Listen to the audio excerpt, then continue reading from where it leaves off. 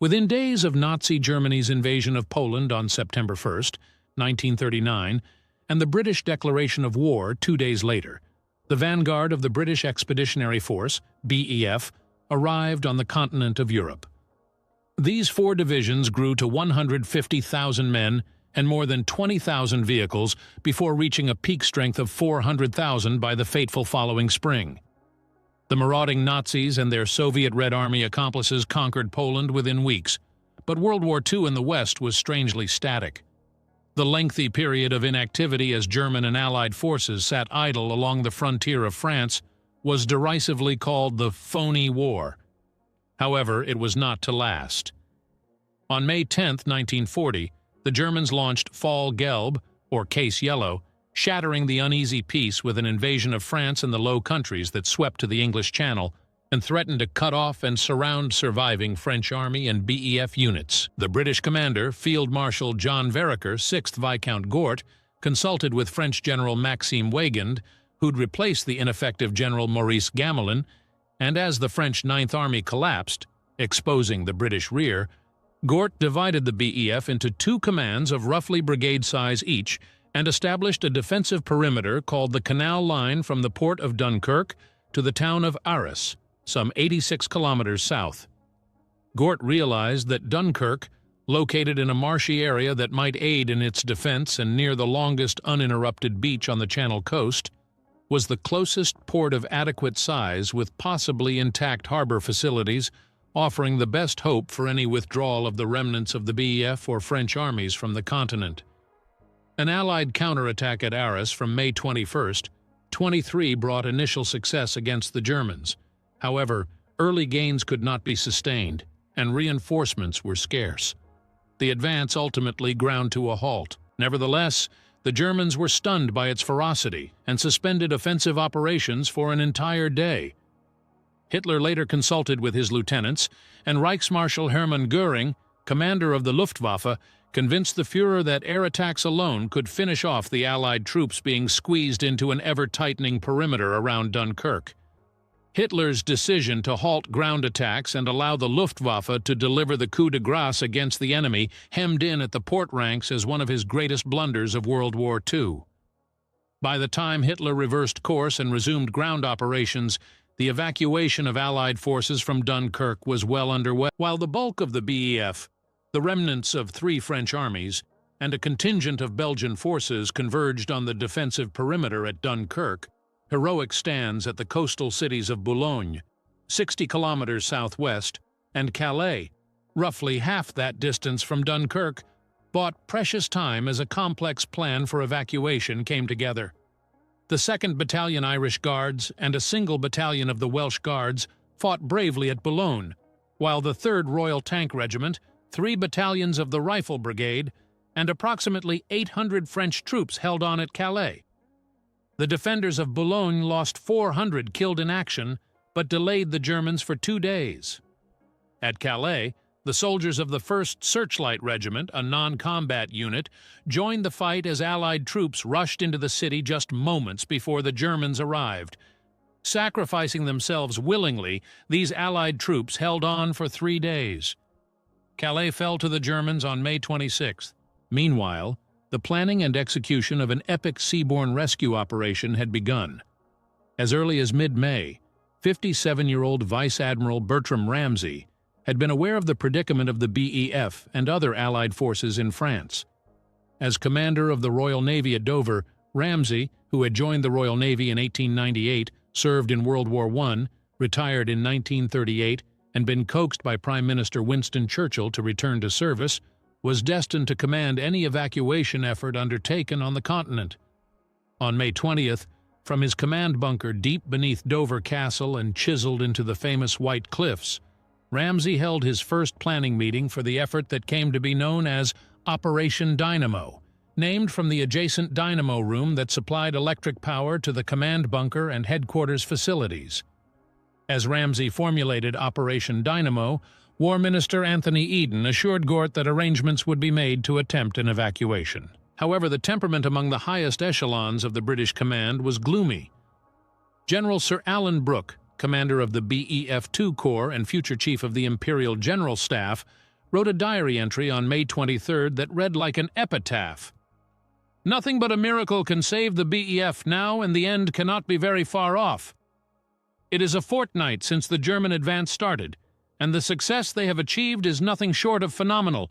There is no doubt that they are most wonderful soldiers." While the defenders of Boulogne and Calais fought on, Ramsay began to marshal as many Royal Navy vessels as possible for the evacuation, and later called for every available ship that could carry at least 1,000. The British Broadcasting Corporation, BBC, had already issued the following directive on May 14th.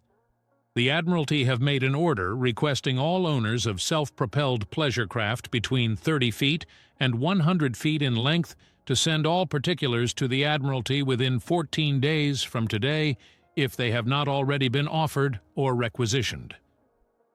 Although the order may in fact have been intended to appropriate such privately owned craft for harbor or shore patrol duties, it proved fortuitous. Such a practice was generally expected during wartime, and when the Dunkirk crisis arose, at least some civilians were already poised to render cross-channel assistance. By May 25th, Boulogne was in German hands, and the tanks of the 10th Panzer Division were slashing their way into Calais. The 1st Panzer Division was only 10 miles from Dunkirk. Late on the following afternoon, Brigadier Claude Nicholson surrendered Calais to the Germans, and the British War Cabinet formally authorized Gort to concentrate his command around Dunkirk. Air Vice Marshal Keith Park, commander of Royal Air Force No. 11 Group, committed 16 fighter squadrons to provide some defense against Luftwaffe bombing and strafing. As the BEF front contracted further toward Dunkirk, evacuating the industrial city of Lille, the resulting gap exposed the flanks of French and Belgian formations to the south, forcing a Belgian retirement that allowed the Germans to encircle the French First Army. On May 27th, British and French troops continued their withdrawal, and German panzer divisions renewed their attacks after Hitler lifted his ill-advised order to halt. Belgian formations were outflanked and forced to surrender. Within hours, King Leopold III agreed to Hitler's demand for unconditional surrender, and Belgium was out of the war. General Brooke rushed 4 divisions forward to plug a 26-kilometer gap that developed with the Belgian capitulation. Desperate fighting took place at Wychet and Poperinge during the next 3 days, but the BEF line held from the Belgian town of Ypres to the sea. Responding to a War Department order, the Admiralty authorized Operation Dynamo at 6:57 p.m. on May 26th. The idea was to evacuate up to 40,000 BEF soldiers, but the prospect seemed dim. However, Ramsay demonstrated coolness and command presence that soon turned a forlorn hope into a resounding success. He allowed subordinate officers to make crucial decisions on the spot, trusting their judgment. One of those who played a key tactical role in Operation Dynamo was Captain William George Tennant, an Admiralty staff officer who volunteered his services to Ramsay. Appointing Tennant as senior naval officer ashore at Dunkirk, Ramsay sent the officer to the combat zone on the afternoon of May 27th. With an entourage that included a dozen officers and 160 sailors, Tennant boarded the destroyer HMS Wolfhound for the perilous passage. Harassed by German bombers for virtually the entire distance, the party arrived at 6 p.m. Tennant later recalled that as he stepped ashore, the sight of Dunkirk gave one a rather hollow feeling in the pit of the stomach. The Boche had been going for it pretty hard. There was not a pane of glass left anywhere, and most of it was still unswept in the center of the streets. He reacted swiftly to a scene of growing chaos that might otherwise have gotten completely out of hand. Shore police were stationed along the beaches east of the city, discouraging roving bands of undisciplined soldiers from looting or deserting. Subjected to severe Luftwaffe bombing and even artillery rounds from the German forces tightening the noose around the BEF neck, the Dunkirk port facilities were a shambles. It became clear that the best avenue of approach for the rescuing vessels would not be to sail into the harbor itself. The eastern beaches would have to do, Tennant thought. 2 hours after his arrival, he radioed Ramsay, "Please send every available craft to beaches east of Dunkirk immediately. Evacuation tomorrow night is problematical." Fighting raged around the shrinking Dunkirk perimeter, and Luftwaffe air attacks intensified. Some ships sank outright or burned fiercely after hits from German bombs. Machine gun bullets splashed trails in the sand and formed plumes in the water. Infantrymen swung their Enfield rifles skyward to take vengeful potshots at low-flying German planes. By the night of May 27th, the first 7,669 Dunkirk soldiers had been rescued. Tennant was acutely aware, however, that the pace of the evacuation was much too slow.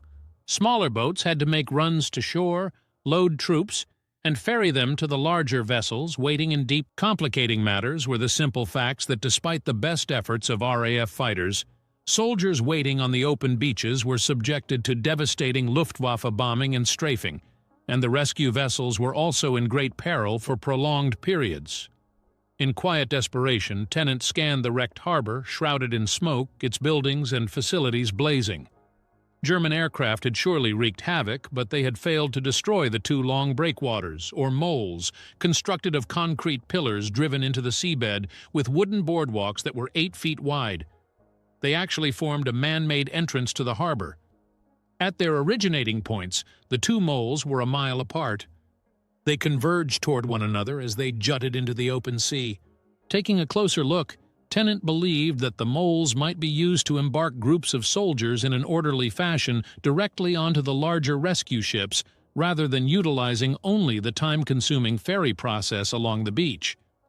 He was disappointed to learn, though, that the West Mole, which extended only 500 feet, was surrounded mostly by shallow water, unsuitable for the deep draft of most larger ships. He decided against using it. The East Mole, however, showed promise. Extending 1,400 yards toward the English Channel, it was anchored to the beach at the edge of Dunkirk proper, near an area called Malo-les-Bains, a seaside resort.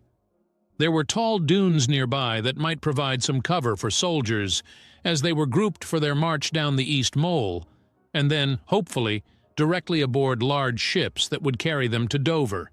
To test his theory, Tennant ordered the sleek, modern steamship Queen of the Channel, built in 1936 to ply the waters of the English Channel for the General Steam Navigation Company, to ease into the harbor and come alongside the East Mole. When the movement was completed, the inventive officer knew that he had a workable alternative to beach evacuation. The Queen of the Channel was later sunk by Luftwaffe bombers during Operation Dynamo, but by then she had rendered valuable service that ultimately saved thousands of Allied lives. Just after 4:30 a.m. on May 28th, Tennant informed Ramsay that a change in procedure would reap great benefits. He asked those large rescue ships that were standing offshore waiting for loads of evacuees, particularly the fast Royal Navy destroyers that were available, to be redirected to tie up at the East Mole. Throughout the day, the rescue effort continued. As Operation Dynamo developed, Prime Minister Churchill was briefed regularly on its progress. As the day wore on, 11,874 soldiers were evacuated from the harbor, most of them from the East Mole.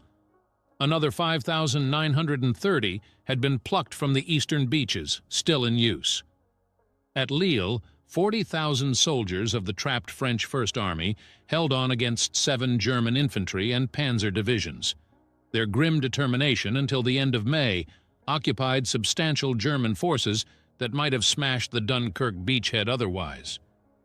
Perhaps by this time, Hitler had realized his error in halting the ground assault and providing a window of opportunity for the British to further organize Operation Dynamo.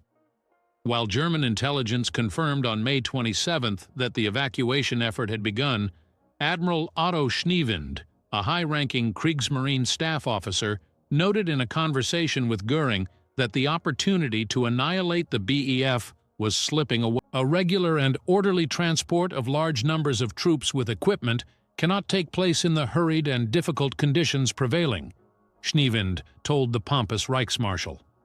Evacuation of troops without equipment, however, is conceivable by means of large numbers of smaller vessels, coastal and ferry steamers, fishing trawlers, drifters, and other small craft, in good weather, even from the open coast. Indeed, the Allied troops that evacuated from Dunkirk had lost nearly all of their personal kit, and heavy equipment lay in abandoned clusters along the beaches and in the town. Still, saving the soldiers was the primary objective. Time was of the essence, and there was no guarantee that those stout soldiers manning the perimeter could hold out much longer. But the boats kept coming, not just the Royal Navy, but watercraft of every description, even sailing ships and dinghies. Many of these were manned by civilians who'd left the safety of England to run the gauntlet to Dunkirk. Arthur D. Devine was among them, and he later remembered, "It was the queerest, most nondescript flotilla that ever was, and it was manned by every kind of Englishman, never more than 2 men, often only 1, to each small boat." "It was dark before we were well clear of the English coast," he continued. "It wasn't rough, but there was a little chop on, sufficient to make it very wet. When destroyers went by, full tilt, the wash was a serious matter to us little fellows. We could only spin the wheel to try to head into waves, hang on, and hope for the best." Thanks to the command and organizational skill of Admiral Bertram Ramsay, the quick thinking of Captain Tennant, and the incredible bravery of many soldiers who gave their lives so that others might survive the debacle of defeat, Operation Dynamo was proceeding. As daylight ebbed on May 28, 1940, there was a glimmer of hope that the results of the rescue effort would exceed even the most optimistic expectations. However, in the face of a mighty enemy, the issue remained very much in doubt. From the outset, Operation Dynamo was fraught with peril, but the seaborne evacuation continued despite staggering losses and heavy German resistance. Each of the 3 routes plotted for the evacuating ships of the Dunkirk rescue operation to follow presented its own hazards.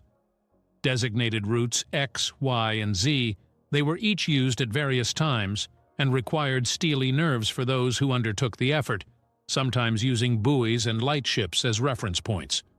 Route X, opened on May 29th, ran 102 kilometers, first north and then northwest from Dunkirk, then taking a sharp turn southwest toward. Route X was generally secure from attack by enemy ships or planes once the coastline was cleared, but minefields and shoals made it treacherous for use at night.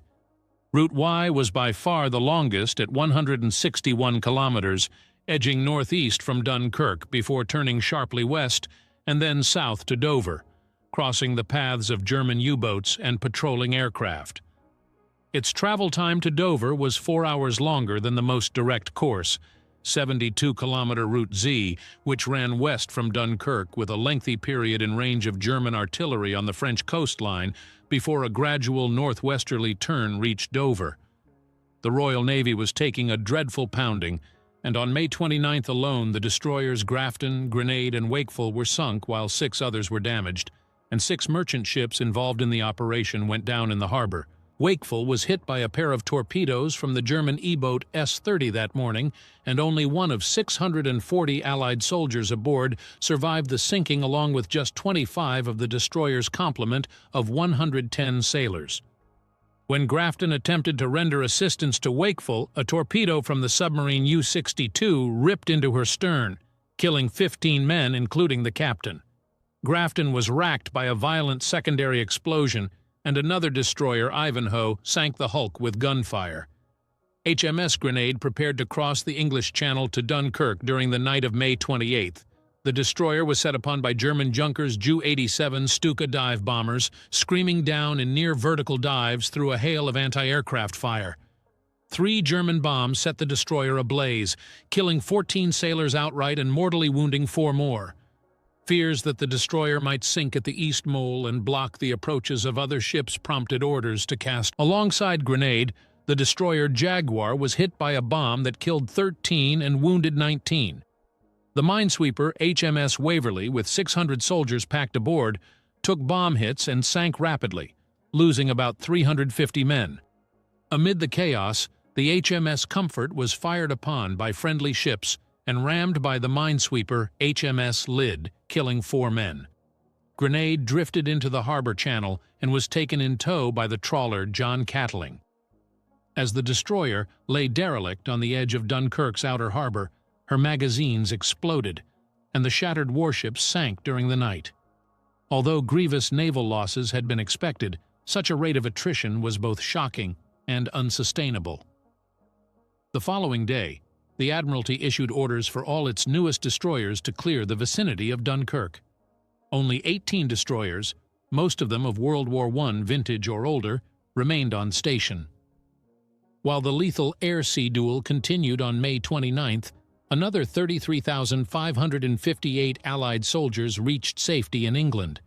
As the Dunkirk defensive perimeter continued to shrink, Gort worried that German artillery fire might force a suspension of the evacuation effort, but operations continued despite the ongoing threat and the devastating Luftwaffe raids.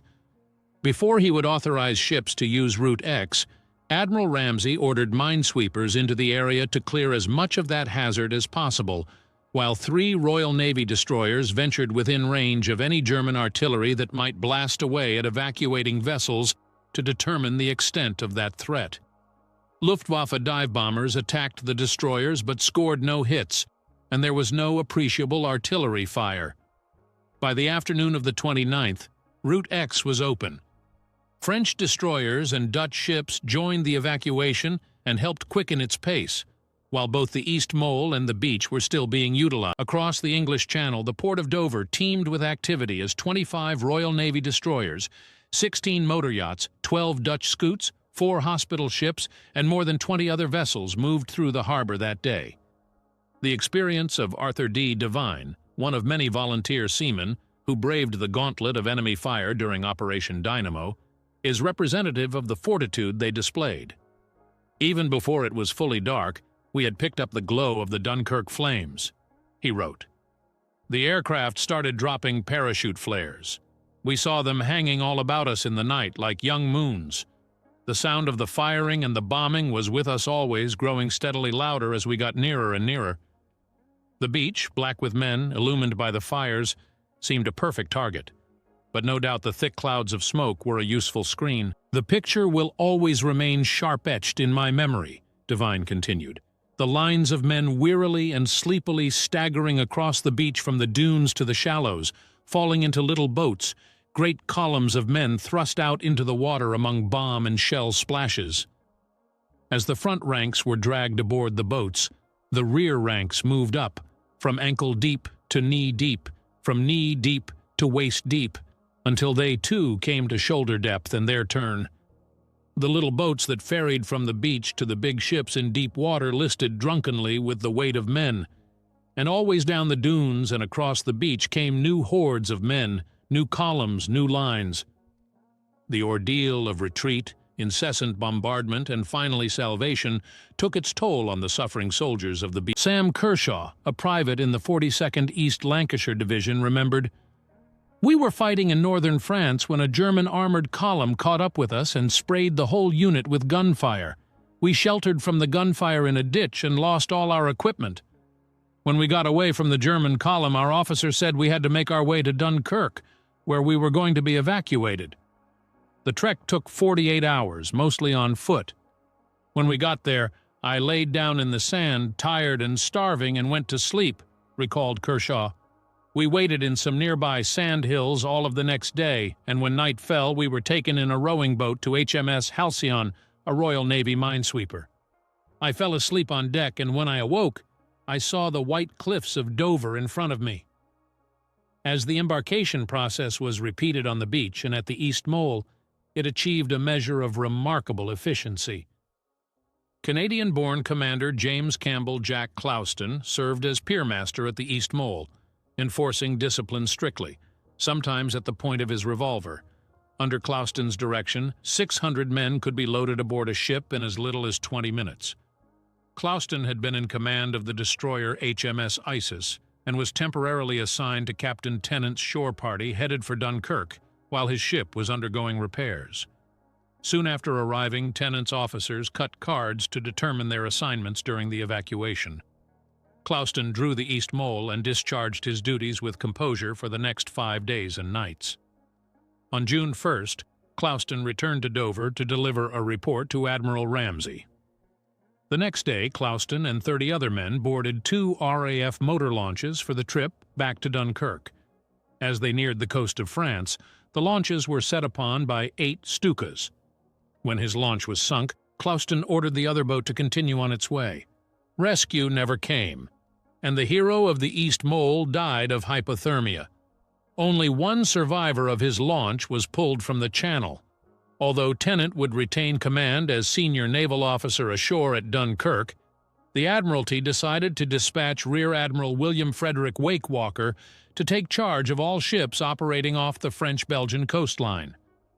Wakewalker arrived off Dunkirk on May 30th aboard the minesweeper HMS Hebe. In short order, he joined the lengthening list of Operation Dynamo's stalwarts, rendering yeoman service. When he discovered that the modern Royal Navy destroyers had been withdrawn due to heavy losses sustained the previous day, and only 15 older destroyers remained at his disposal, Wakewalker went directly to Ramsay with his request for the return of new destroyers to the Dunkirk area. Ramsay, in turn, went to the Admiralty and held sway. Soon, 7 new destroyers were back in the fight. Despite the absence of the modern destroyers, May 30th proved to be the most productive day yet for Operation Dynamo. A total of 53,823 BEF and French soldiers were evacuated, while Allied troops continued to trickle toward the coast. Billowing clouds of smoke obscured the beaches and the East Mole from German air attack for much of the day, while 7 of the older destroyers managed to board 1,000 soldiers each and sail for England unmolested. 6 British vessels, including 2 old destroyers, were damaged by German bombs, while the French destroyer Bourrasque struck a mine and was later sunk by German artillery fire with heavy loss of life. All the while, the Royal Air Force, RAF, and the Luftwaffe battled for control of the skies above the English Channel, and each paid a high price. Great damage was inflicted on the British relief flotilla, but the Luftwaffe lost scores of aircraft shot down during a strenuous week of combat. German losses have been estimated at 132 planes during the air battles above Dunkirk. However, many historians believe this count is significantly lower than the actual number. RAF losses during the critical period reached a shocking 177. Many British soldiers at Dunkirk grumbled about the absence of the RAF, believing that German fighters and bombers had been allowed to bomb and strafe at will. They were bitter. Of course, their perception of the role the RAF played in Operation Dynamo is at least somewhat misguided. While the Royal Navy, Army, and civilian participants gave full measure at Dunkirk, the mission of the RAF was no less daunting. The Battle of France had substantially depleted British fighter strength on the European continent. Actually, a French plea for more British planes was summarily rejected because RAF Fighter Command realized that the shortage of Hawker Hurricane and Supermarine Spitfire fighters was acute. It was imperative that a reasonable number of fighters, particularly the sleek, modern Spitfires, be held in reserve should the Luftwaffe launch an all-out air campaign against Britain itself, possibly even in preparation for an invasion of the British Isles. In the event, Fighter Command did commit large numbers of aircraft to the battle above Dunkirk. They patrolled the English Channel to interdict Luftwaffe raids against troop-laden ships and engaged in dogfights with German fighters that would otherwise be machine-gunning soldiers exposed on the beaches below. RAF fighters also intercepted German bombers on their way to attack Dunkirk. During these missions, it was preferable to engage the enemy as far from the beaches and harbor as possible, preventing the Stukas and Heinkel He-111s from dropping their deadly cargoes at all. These engagements often took place at high altitudes, out of the sight and hearing range of the suffering soldiers of the BEF. Throughout Operation Dynamo, the RAF flew 4,822 air sorties, hardly an absentee performance. Among the RAF heroes of Operation Dynamo was squadron leader Brian "Sandy" Lane, a daring Spitfire pilot who had joined the RAF in 1936 to escape a dead-end factory job. Lane assumed command of Numeriad 19 Squadron after its previous commander was shot down. His leadership was exceptional, and one squadron mate recalled, "He was completely unflappable. No matter what the odds, his voice always calm and reassuring, issuing orders which always seemed to be the right decisions." Lane received the Distinguished Flying Cross for his service during Operation Dynamo, and his superiors judged his pilot rating as excellent. Sadly, he did not survive the war. In December 1942, During a fighter sweep over Holland, he was attacked by several Me-109s and not heard from again. The intrepid pilot was 25 years old. By May 31st, the rescue operation had progressed to the extent that the number of British troops around Dunkirk had dwindled to a fraction of its peak some 5 days earlier. Prime Minister Churchill and War Minister Eden were well aware that the capture of such a high-ranking army officer as Lord Gort could not be permitted. But as the Dunkirk defensive pocket contracted, its ability to fend off German attacks would inevitably be compromised. On the 31st, Gort, General Alan Brooke, whose brilliant leadership of British ground troops had contributed greatly to the success of Operation Dynamo, and General Oliver Leese, Deputy Chief of Staff of the BEF, were evacuated. The remaining British soldiers in France were placed under the command of General Harold Alexander.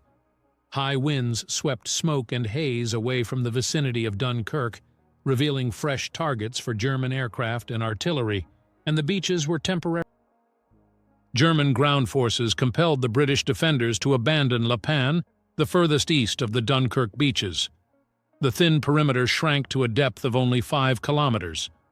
Despite the hazards, a peak number of 68,014 men were evacuated on May 31st, with 22,942 of these taken from the beaches and 45,072 from the East Mole.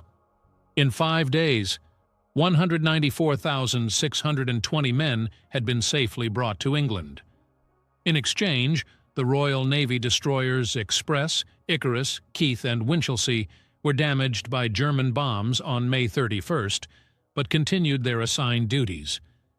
Express, a mine-laying destroyer commissioned in 1934, made runs between Dunkirk and Dover, decks packed with rescued soldiers. Along with the destroyer HMS Shikari, Express was the last Royal Navy ship to exit Dunkirk harbor at the conclusion of Operation Dynamo on June 4th. Swift, deadly German E-boats torpedoed the French destroyers Cyclone and Sirocco, later sunk by German bombers with the loss of 59 seamen and 600 soldiers. Bernard Stumms of the BBC watched for a while as beleaguered ships and men of Operation Dynamo made landfall in England. At dawn this morning, I stood on the quays of a south coast port, and I saw several ships coming in, and every one of them was crammed full of tired, battle-stained, and blood-stained British soldiers. Soon after dawn, I watched 2 warships steam in, one listing heavily to port under the enormous load of men she carried on her deck. In a few minutes, her tired commander had her alongside, and a gangway was thrown from her decks to the quay. Stumms continued. Transport officers counted the men as they came ashore. No question of units, no question of regiments, no question even of nationality, for there were French and Belgian soldiers who had fought side by side with the British in the Battle of Flanders. From June 1st, 1940, the greatest sea lift evacuation in military history concluded. The incredible rescue of thousands of soldiers of the BEF and Allied troops from the beaches and the harbor of Dunkirk remains one of the great wartime epics in human history. For more than a week, vessels of every description, warships of the British Royal Navy and the French Navy, little boats pressed into service and some of them manned by British civilians, Dutch fishing boats and trawlers, and Belgian and even Polish watercraft ferried thousands of fighting men who otherwise would have died or languished in German prison camps to safety. The success was buoyed by several factors, including the heroism of the British and French soldiers who valiantly sacrificed themselves in rearguard defense of the beachhead, the relentless determination of Royal Navy and Royal Air Force (RAF) personnel who bravely dodged Luftwaffe bombs and took on enemy fighter planes, and the contributions of civilians in the little ships and at the receiving ports of Dover and other points such as Ramsgate and Margate. By June 1st, Operation Dynamo had been in full swing for 5 days, evacuating men in daylight when it was possible and through the night at times. Still, the soldiers came down to the dunes and waded in the water or shuffled to the East Mole for loading aboard the packed decks of ships of every description. The operation reached its climax during the next 72 hours, but these were hard days indeed. Rear Admiral Wakewalker stood on the bridge of the destroyer HMS Keith on the morning of June 1st. His concerns were significant including responsibility for the safe passage of Lord Gort from the continent to England and maintaining the pace of the continuing evacuation. Lord Gort left HMS Keith in the early morning hours and reached London later in the day. Captain D.J.R. Simpson, Keith's skipper, had been killed when mortar and small arms fire raked the destroyer as it swept in to blast enemy artillery positions during the defense of Boulogne several days earlier, and on the morning of June 1st, Keith was under the command of Captain E.L. Berthen, who had directed accurate gunfire against German artillery positions around Dunkirk throughout the previous day. With Gort gone, Wakewalker turned to other business, but the Luftwaffe interrupted. Just after sunrise, several enemy fighters appeared in the distance and made strafing runs across the beach. Soldiers scattered for cover and returned to their places in orderly fashion when the immediate threat had passed. By 8 a.m., the crew of HMS Keith had already fought off one attack by German dive bombers, but soon enough the Stukas returned with a vengeance. 4 lines of Luftwaffe dive bombers, numbering perhaps 60 gull-winged Stukas, plummeted from numerous points on the compass. Aboard the targeted Keith, Seaman Ian Nethercott watched with a strange mixture of awe and terror. "I just suddenly saw this Stuka appearing over the bridge. It seemed to be almost touching it, and this great big bloody yellow bomb fell from its clamps. It was a 1,000-pounder. We were moving to starboard, and he dropped it down the port side. It didn't land on us, but it blew a part of the port side in." While sailors hammered away at the raiders with 2-pounder anti-aircraft guns and anything else that would point skyward, another bomb detonated just aft of Keith's stern, jamming the helm and leaving her turning helplessly in a circle. A third bomb fell straight down the destroyer's second funnel, exploding in the No. 2 boiler room, snuffing out all power and killing everyone in the vicinity. The destroyer dropped anchor, and the order to abandon ship was given. Wakewalker transferred his flag temporarily to the swift motor torpedo boat MTB 102, which may well have become the smallest Royal Navy vessel in history to actually serve as an operational flagship. It was apparent that Keith was doomed, and the Admiralty tug St. Abbs pulled close to evacuate 130 survivors, including several members of Gort's staff who were still aboard. 36 sailors were already dead, but compounding the tragedy, St. Abbs was set upon by Luftwaffe bombers later in the day and sunk, taking 100 former Keith crewmen to their graves. Keith was not alone among the Royal Navy casualties on that bloody June 1st. The destroyer HMS Basilisk was sunk with 9 sailors killed. The destroyer HMS Havant took 2 bombs in her engine room, while another detonated beneath the hull, killing 8 crewmen and at least 25 soldiers on deck. Havant was so thoroughly damaged that the minesweeper HMS Saltash removed the crew and scuttled the burning hulk.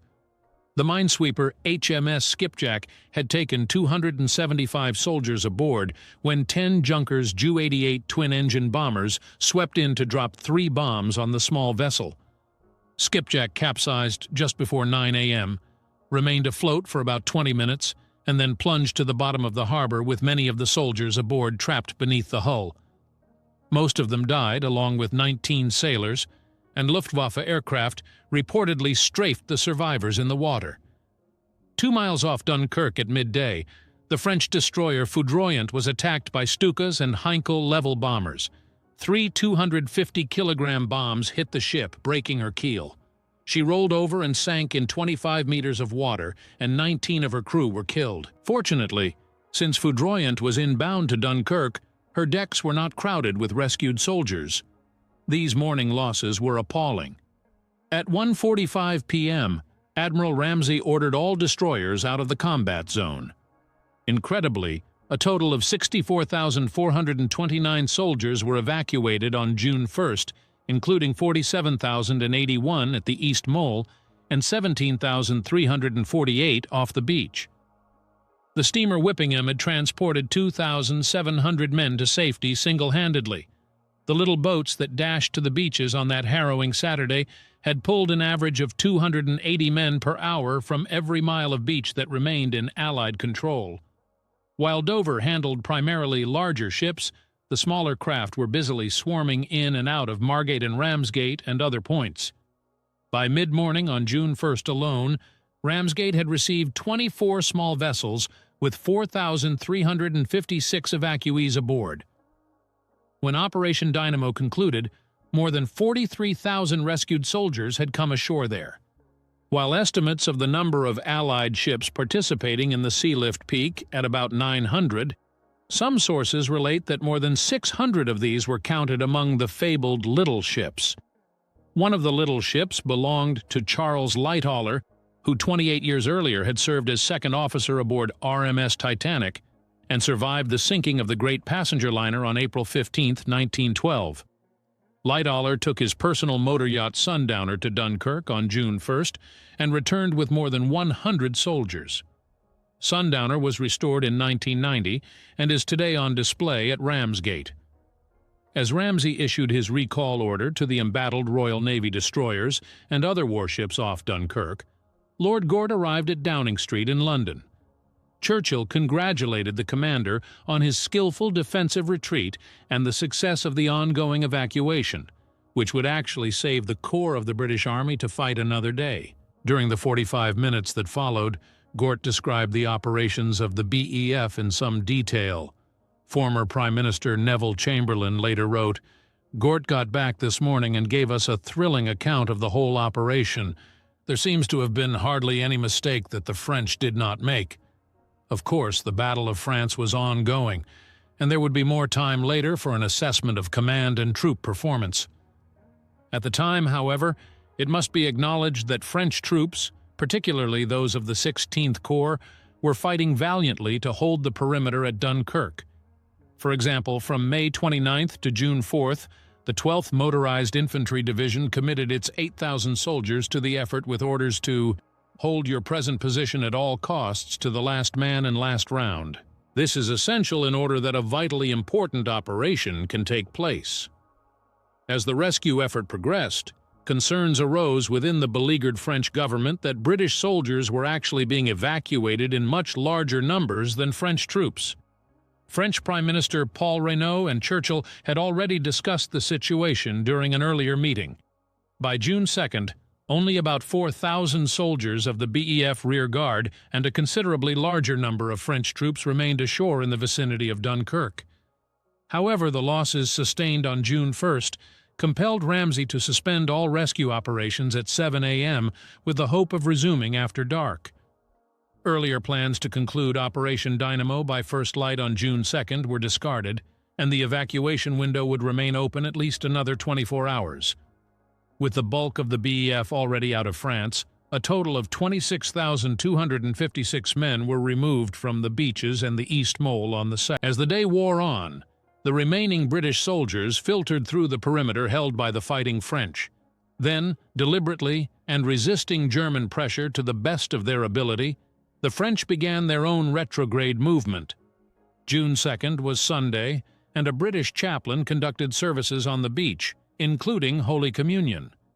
German aircraft flew in to bomb and strafe, interrupting the services 5 times, but the chaplain persevered until the services were concluded.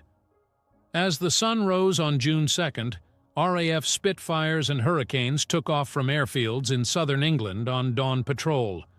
Scanning the skies over the Channel coast for German planes, they found few.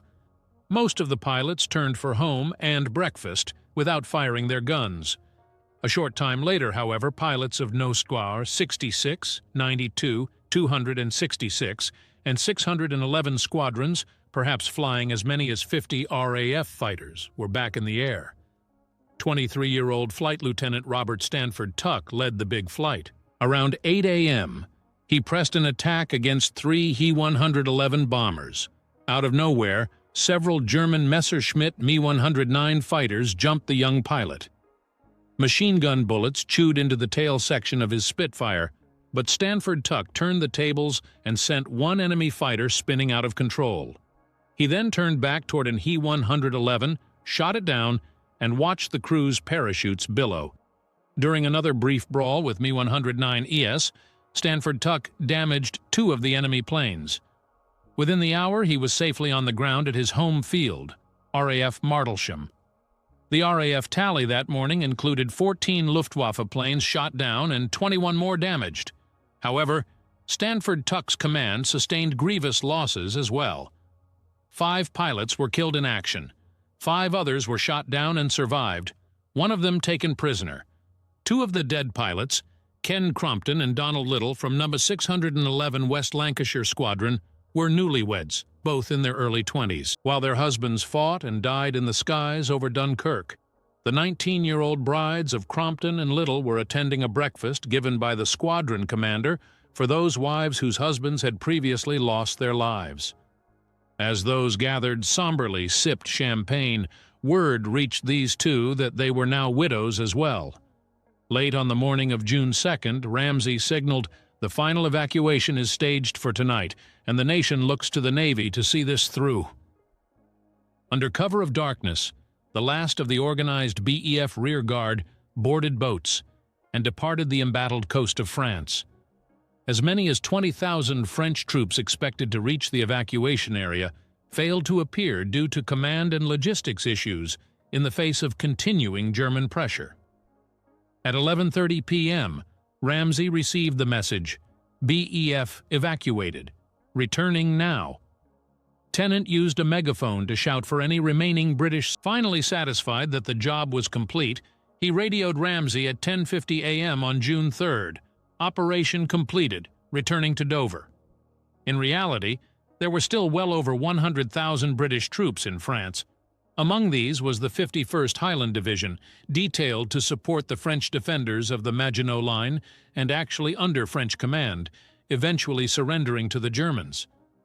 Prime Minister Churchill remained concerned with the large number of French troops still in the vicinity of Dunkirk, and as the last BEF soldiers stepped onto boats, the Germans had closed to within 3 kilometers of the harbor. On the evening of June 3rd, the resolute Royal Navy returned to Dunkirk, taking another 26,746 soldiers out of harm's way.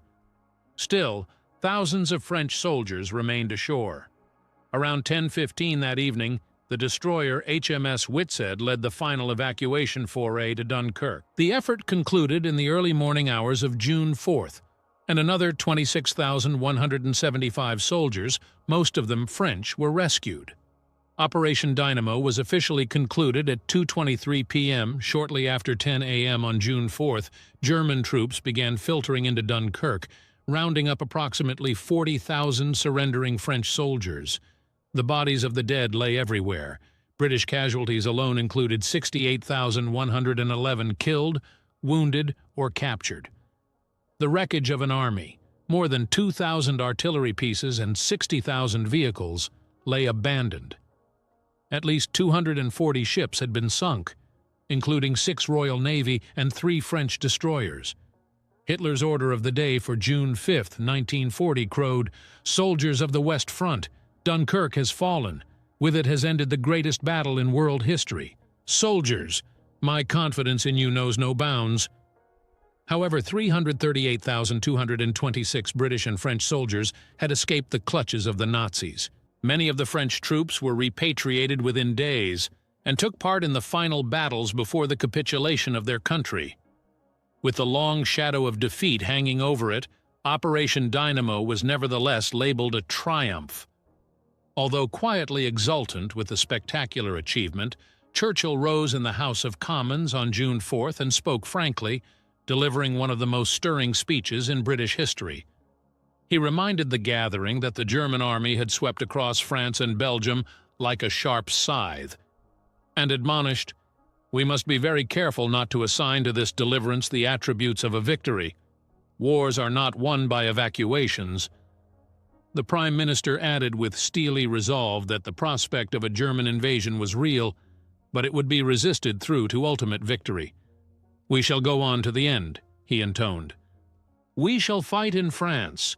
We shall fight on the seas and oceans. We shall fight with growing confidence and growing strength in the air.